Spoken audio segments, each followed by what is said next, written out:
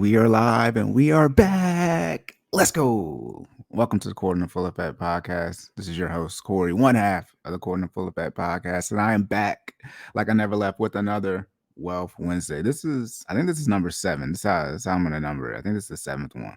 It might be 6. I think this is 6. Regardless, here on Wealth Wednesdays, we get straight to it. We discuss finances only.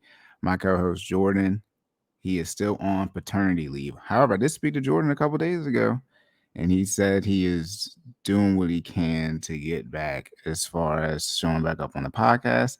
And he might be back I would say in the next couple of weeks. He and his wife are getting on a schedule with their newborn. And he's saying, "Yo, I think we're on a schedule now. And I think I got a couple of hours." So we'll see. Jordan might be back sometime in October, y'all. So for those of you waiting on that fitness information, Jordan is doing what he can to get back to y'all.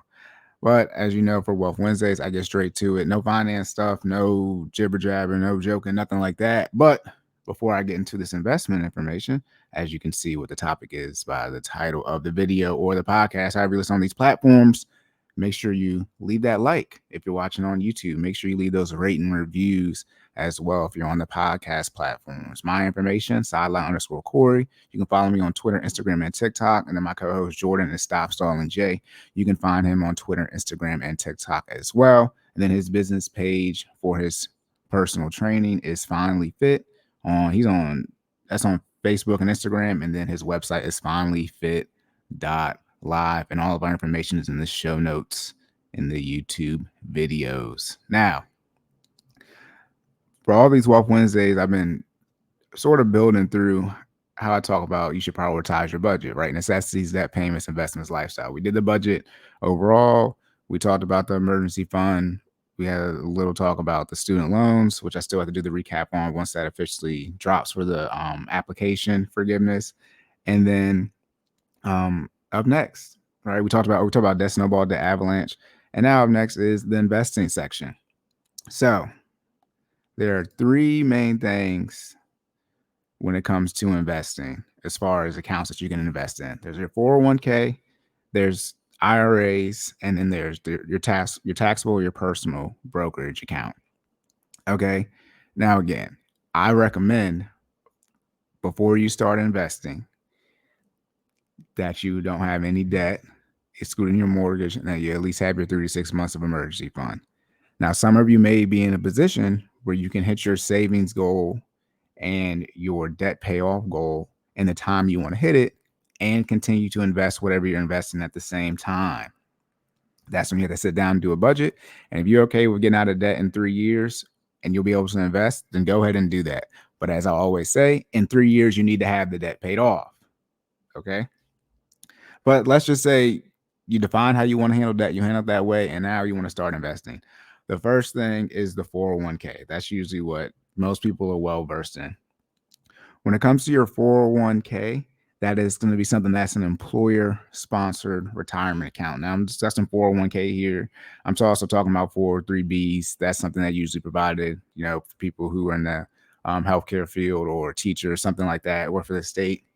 But in general, I'm talking about your employer-sponsored retirement account. So to get a 401k, this is something that you need your employer to create for you. You can't go and do this on your own, like the IRA and taxable brokerage account that I'll get to. So for your 401k, usually what the main benefit is for a 401k is that your employer is able to make contributions to it. And those contributions usually require you to invest a certain amount of money. And it depends on where you're at. A lot over here, in Maryland with a lot of government stuff, they usually match you up to 4%, but they match the first 3% dollar for dollar. And then to get 4% is 50% for when you invest 4 and 5%. So technically you have to invest 5% to get 4%. But regardless, review, your HR documentation on your 401k and see how much money you need to invest to get the max. Some people, you don't have to invest at all. Your job might contribute 1%, even if you don't invest.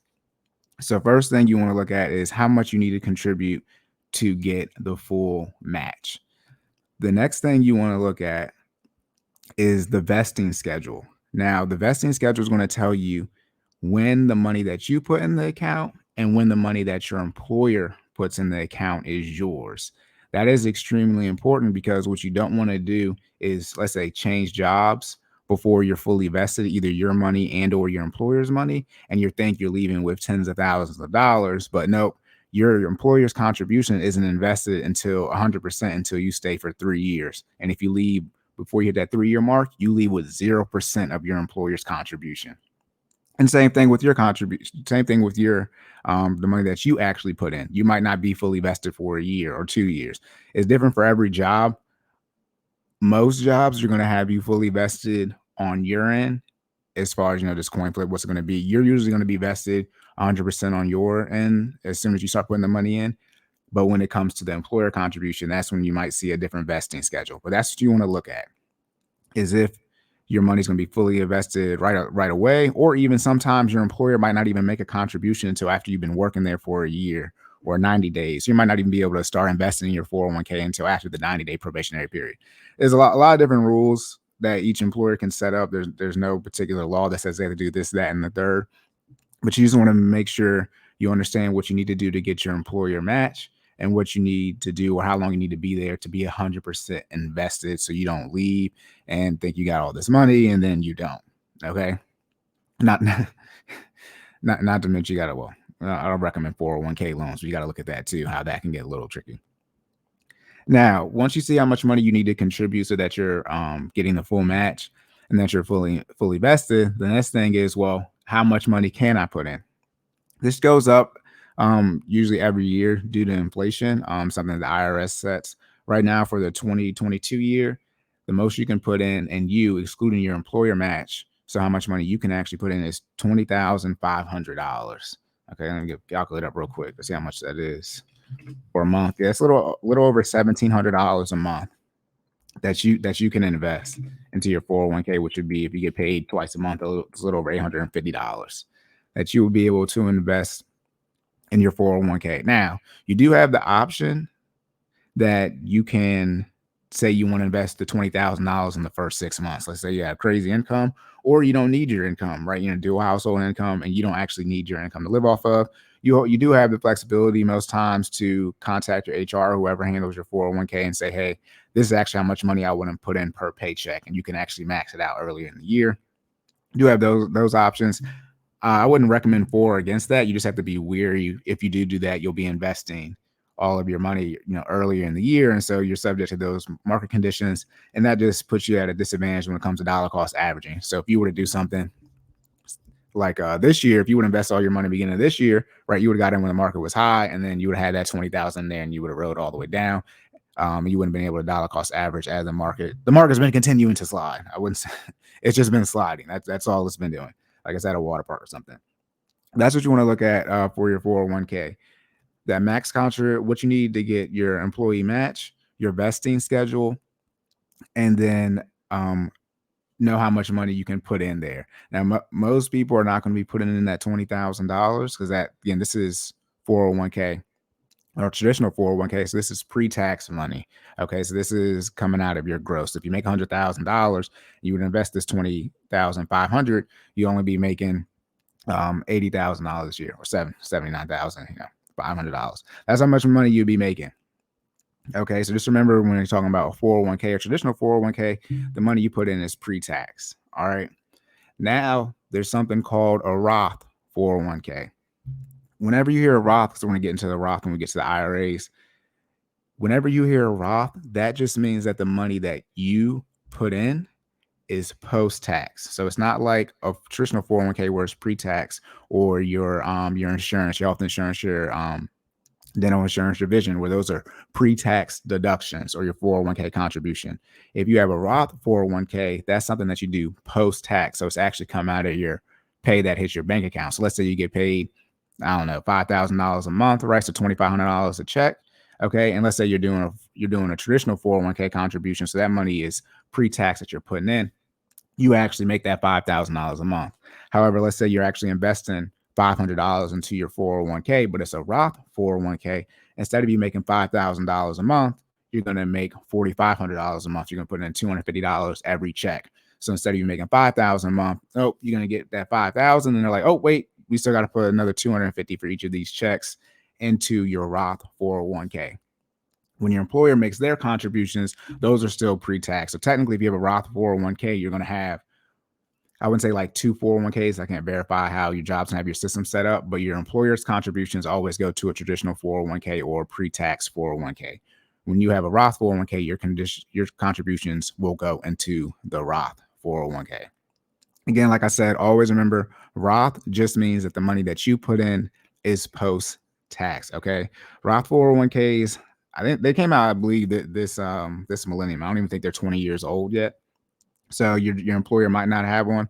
I think a lot of employers are starting to, add a Roth 401k to the options. Again, like I said, 401ks are employer-sponsored accounts. So if your job doesn't have it, then your job doesn't have it. There's nothing you can do about it. Maybe you can ask them, to look to adding it, but there's nothing you can do on that front. The one thing I want to say about the Roth 401k and the 401k, or just 401ks in general, understand the 401k terms. 401ks, traditional and Roth 401ks, they're going to be closely related versus a traditional IRA or a Roth IRA. Outside of the post-tax and pre-tax contribution difference between a Roth and a traditional, whether it's a 401k and an IRA, everything is going to be the same for a 401k. So all the general rules and stipulations, like the contribution limit, the matching, the contribution limit as far as that $20,000, or what you need to do to get the match for a 401k, that's going to be the same whether it's traditional or Roth. It's just that post-tax difference. Now, next up is the IRA. So you got a traditional IRA and a Roth IRA. And whenever you're looking at these two investment products, 401k or IRA, it's always best to assume it's a traditional or it's a normal IRA, meaning the money you're putting in is pre-tax. Okay. If you think it's a Roth, you need to see Roth before you see 401k or IRA. Roth 401ks and IRAs should be notated clearly that they are that. Now, when it comes to the traditional IRA, the money you put in isn't quote unquote pre-tax. You actually put that money still in post-tax. However, you're able to take it as a deduction when you file your taxes that year, which essentially makes it seem as if it was pre-tax from a tax filing standpoint. So let's say for the IRA, it's $6,000 this year for how much money you can put in there. And let's just say you put $6,000 into your Roth IRA and you make $100,000 pre-tax. So when you file your taxes, you can actually deduct that $6,000 that you put into your traditional IRA. And instead, you'll be making $94,000 this year. By the way, this is for entertainment purposes only. I know I forgot to do something. My freaking disclaimer. And I am not a tax professional. Please sit down with a professional or a tax professional or investment professional before using any of this information and do your own research. But okay. So again, for the traditional IRA, just like the Roth IRA or even the Roth 401k, that money you put in is coming out of your paycheck that you actually get. Okay. So that the traditional IRA isn't a pre-tax deduction. You still got to kick that money out. Then when we transition to the Roth IRA, you are still putting that money in post-tax, just like the traditional IRA. But when you take the money out of the Roth IRA, just like the Roth 401k, the money that you take out once you get past the age limit, which I think is 59 and a half, that money is not taxed because the money you put in was post-tax. So for the Roth, not only is the money you're putting in post-tax, when you take it out, you don't pay any taxes, versus a 401k or traditional 401k or traditional IRA. When you take out the money, it gets taxed at whatever tax rate you're at when you take out that money. Okay. Now, both of these do have, penalties where if you withdraw, before the retirement age, that you have to pay a penalty or even taxes on. It depends on what you do. For 401ks, even IRAs, you do have the ability to take out loans against them. I do not recommend doing that, which is why I'm not getting into it, but I'm just going to say it right here. I would not. I saw this on another episode. I can't remember which one, but y'all say, you want to be able to invest into the stock market, and then you take your stock market money and put it into real estate. Okay. The non-intended stock market money, non-intended real estate money. There's nothing wrong with investing in the stock market to build up your down payment. But when you have a 401k or a Roth IRA, traditional IRA, that's retirement money. That's not to eventually be used for, your first home purchase, which they allow y'all to do. Always remember, if you do take out a 401k loan, it's due You are able to pay it back as long as you still work there out of your paycheck, but it is going to be due 60 days after you leave that job. Leaving that job being death, you get a new job or they let you go. One of those three options qualifies as leaving the job. So you got 60 days to pay that back. And it's all due. And if you don't pay it back, it's viewed as an early distribution. And that's where the early withdrawal penalty and the taxes come in to play. Now, for the Roth IRA, any money that you put in there, you are able to take it out and not pay any taxes on it because you already paid the taxes on it. And that's money that you've invested. So even if you invest, let's say you invest in some VU, right? And you're like, oh, I need to take some of this money back. Let's say you put $6,000 in there and your account's grown to $7,000. You can take that $6,000 out that you put in. So it has to be $6,000 of your own money, not $6,000 worth of growth or $7,000, however you want to look at it. Because you have all these different investments in there and your account's going up and down. And so you actually have to look and see how much money you have in growth or unrealized gains versus how much money you actually contributed. Any of your contributions, not the growth, but your contributions you can take out from the stock market and you don't have to pay any taxes on it. Now, for the Roth IRA, unlike the 401k or the IRAs, the Roth IRA, the 401ks have an RMD or required minimum distribution age, where once you hit this age, and 72, it was 70 and a half when Obama was in office, but now when Trump was in office, he moved it to 72. Once you hit this age, you are required to take a minimum distribution out of your 401k. So you can't just leave it sitting there forever. This is a formula that's calculated. It's not a set number that everybody has to take out. It's based on a myriad of factors. But once you hit 72, you will have to start taking some withdrawals or distributions out of that account. But when you move over to something like the Roth IRA, you can leave that money sitting in there forever. I mean, obviously, if you pass away, you obviously got to transfer that to somebody, beneficiary, but there is no required minimum distribution age for the Roth IRA. Okay. The last thing with the IRAs, there's a traditional IRA and there's a Roth IRA. You can put $6,000 total in two IRAs. So meaning an even split or investment into a traditional IRA would be $3,000. You can't put $6,000 in a Roth and $6,000 in a traditional IRA. The most you can put in IRAs in total is $6,000. Whatever you put in one, you have to subtract that from $6,000, and that's what you can put in the other.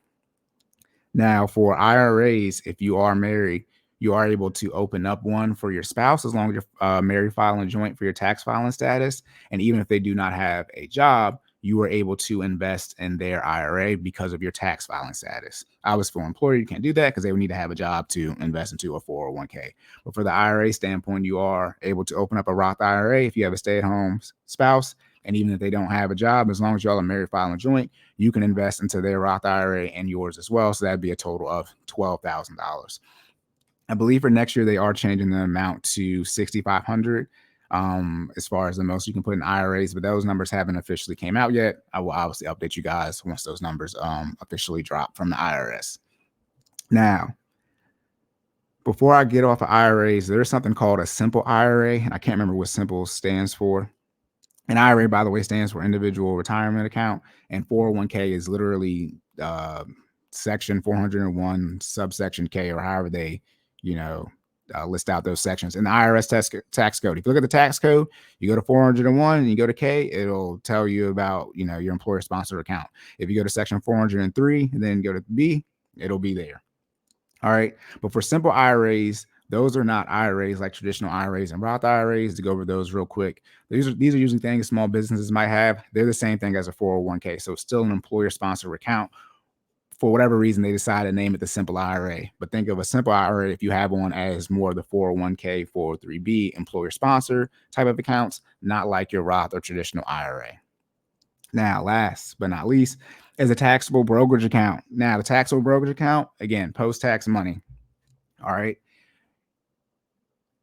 When you have any gains in this account, when you make sales, unlike the 401k and the IRAs, you have to pay, if you have gains when you make sales, you have capital gains taxes you need to pay. And those can show themselves in the form of short-term capital gains or long-term capital gains.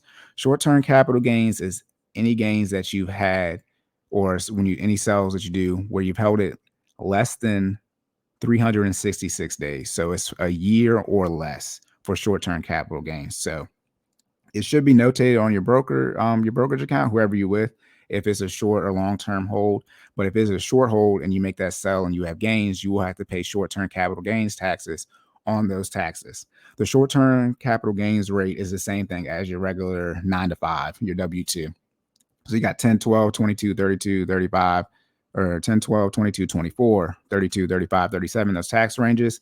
That's where it falls in. So just think as if on December 31st, you got a big old bonus of whatever gains you had that were short term. And that's how you have to file it on your taxes. So short-term capital gains is just like you got money on your regular job, the exact same tax rate. You got to be careful with that. Let's say if you get in one of these short squeezes and you make hundreds of thousands of dollars and you sell, you're only in that position for 30 days, that's going to be a short-term capital gain. And you're looking at having to pay taxes on hundreds of thousands of dollars when you file. All right. Now, versus long-term capital gains occur once you've held that position for more than a year. So 366 days or more, right? A year is not more than a year. So you have to have held it for more than a year. The short-term capital gains rate for most people is going to be 15%. There's a 20% one, but that's, I think for single people, if you make close to single people and married, you got to be near that $500,000 range. For most people, you're going to be paying 15% for your long-term capital gains, which obviously we were, put this as far as rank it in the tax brackets for short-term capital gains, it would be the third lowest one. You got 10, 12, and then you go straight to 22. But if you had a 15% in there for the long term, it would be 15%. Most people are in that 22% tax bracket range, whether they're married or single, just based off of what the general income numbers are. But a lot of people actually in that 12% range. I think about it, 20 to 80,000. But regardless, you're going to be paying 15% on your long-term capital gains taxes, and that's from about $40,000-ish to, like I said, about $500,000 in that single to married range. It's a little bit more for married people, because that's how the taxes work for that. But yeah, you're going to be paying in that type of range. For taxable brokerage account, that's it. You pay taxes when you sell, and then that's it. Sometimes you might have to pay tax on the dividends that are in that account. When I say pay taxes, I really mean file on your taxes. Again, not a CPA, not tax professional, not tax advice, but you'll get all these documents sent out to you required by law from whoever your brokerage is with, letting you know that you got to file X and YZ form for your taxes. All right. Now, the taxable brokerage account is straightforward. It's straightforward. Now, how to make use of these accounts. You want to first take your employer match, okay, whatever that is. Then once you're taking your employer match, I would recommend that you invest into a Roth IRA, pending the income contribution limits. I went over this before, but for the income contribution limits, if you make too much money, you can't invest directly into a Roth IRA. You have to do a backdoor Roth IRA, which means you put the money into traditional IRA first, because again, remember, traditional IRA contributions are post-tax.